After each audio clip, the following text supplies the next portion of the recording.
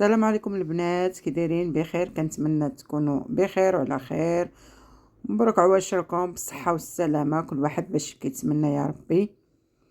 اليوم جيت غنقدم معكم واحد العصير اللي هو منعش ورخيص وبمقادير بسيطه، يعني كتوجد في كل بيت. صراحه كنتمنى انكم تجربوه وتردوا عليا الأخبار، وما تنسونيش بالتعاليق واللايكات، وبارطاجيو الفيديو اللي عجبكم مع الأهل والأصدقاء والناس اللي عزازين عليكم. بقاو معايا، ما تمشيو فين، ندوزو للمقادير وطريقة التحضير ديال هذا العصير اللي حضرت معكم اليوم. غنحتاجو لهذا العصير 2 حامضات و2 تفاحات كيف ما كتشوفوا معايا. من بعد ما غسلتهم مزيان غنشدو هنايا وناخدو 2 حامضات، هادو 2 تفاحات كيف ما كيكونوا، يعني نتوما يا اختيار ديالكم، خضرين او لا، هذا المهم 2 تفاحات و2 حامضات. هنا قشرنا الحامض، حيدنا ليه غير هذا الراس ديالو، كنقطعوه على 4، يعني كنقطعو طراف صغار، ما نحيدو ليه حتى شي حاجه، يعني نقطعوه ونديروه في مولينيكس كيف ما كتشوفوا، نقطعوه طراف صغار، خليوه بالقشره ديالو، نخليوه بهذاك اللب ديالو، يعني ما نحيدو ليه حتى شي حاجه. هنايا 2 حامضات يكونوا كبار على حسب، يعني يكونوا كبار، انا خديتهم هنايا كبارين.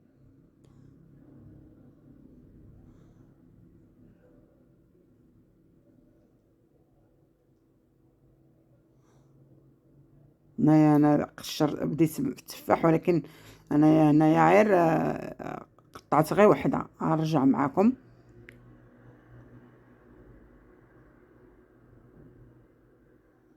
خليته هنايا وخديت هاد الحامض كما كتشوفوا، غنديروا 2 حامضات، نديروا فيها اطرو ديال الماء، اطرو كامل، يعني ما بارد من الروبيني، وغنطحنوه، يعني نطحنوه ماشي حتى يتنيل، ولكن غنخليوه شويه كيف ما تنقولوا مهرمش. نطحنوه في مولينيكس.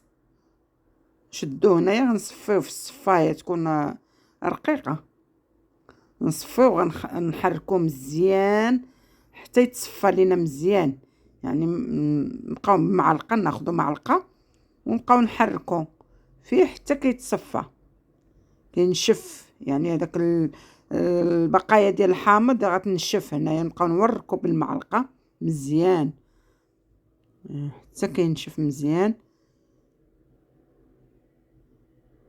هنا علاش قلت لكم ما خصوش نيلو، يعني تنيل هذاك العصير باش ما تطلقش ديك المروره بزاف، شويه بين وبين. تسقرناه مزيان. الصراحه هذا العصير كيجي رائع، وبالمناسبه حنا مقبلين على شهر رمضان، نتمنى انكم تجربوه. هنا خديت 2 تفاحات، دوك اللي كنت بديتهم قبيله، حتى هما ما نحيدو لا قشره لا والو.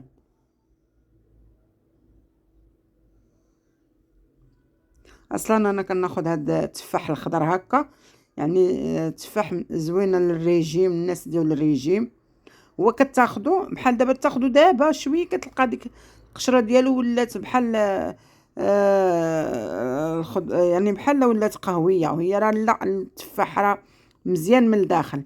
زدت عليه هنا داك الاطرو ديال الماء اللي عصرت به الحامض، هو اللي درته مع التفاح كما كتشوفوا هنايا. هذاك الاطر ديال الماء درتو مع 2 تفاحات، حتى هو نصفيوه نفس الطريقه اللي درت فيه الحامض، غنديروها في التفاح. هنا غنصفيوه مزيان.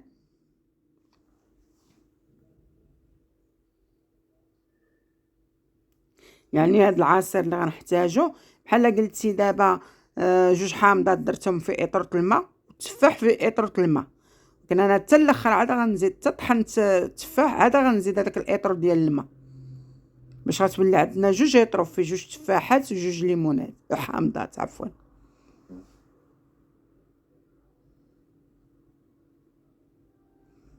توا نصفيه مزيان حتى ما يبقاش فيه حتى شي حاجه د الماء ديالو.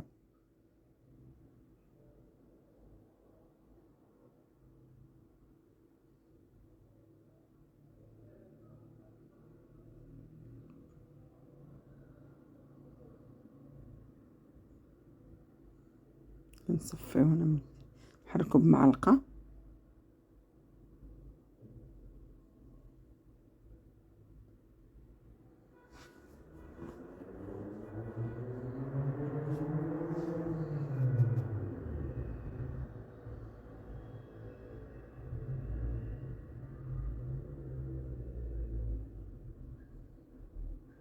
نهزت اطرو ديال الماء، يعني ليطرو الاخر زدتو هنايا، يعني باش هي هذيك غيولي عندنا 2 اطرو.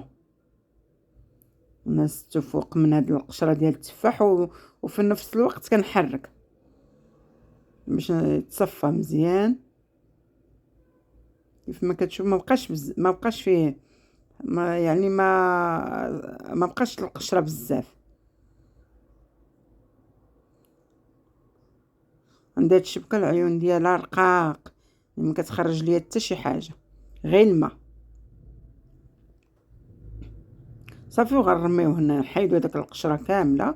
غيبقى لينا هنايا 2 اطرو ديال العصير، يعني ها 2 تفاحات و2 حامضات خرجوا لينا واحد الكميه كثيره. كيف ما كتشوفوا راه عاقد شويه ماشي جاري. صراحه كيجي لذيذ مع السكر ودا، كيجي الانسان يشربو هكايا، يعني زوين ورخيص. ما فيش المقادير بزاف هنا. شديت درت السكر على حسب الذوق. كاين اللي كيبغي الحلاوه بزاف، كاين اللي كاين اللي كيبغي طبيعي. هنايا من بعد ما زدت هذوك السكر على حسب المذاق، كتبقى تحرك حتى تذوب هذيك السنيده باش ما تبقاش لينا هذوك الحبيبات. كنبقاو نحركوها مزيان.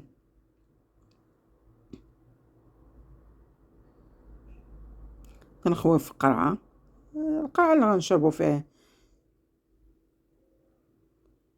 يعني هنا راه غتعمر ليا القرعه وغيشيط، يعني 2 اطرو.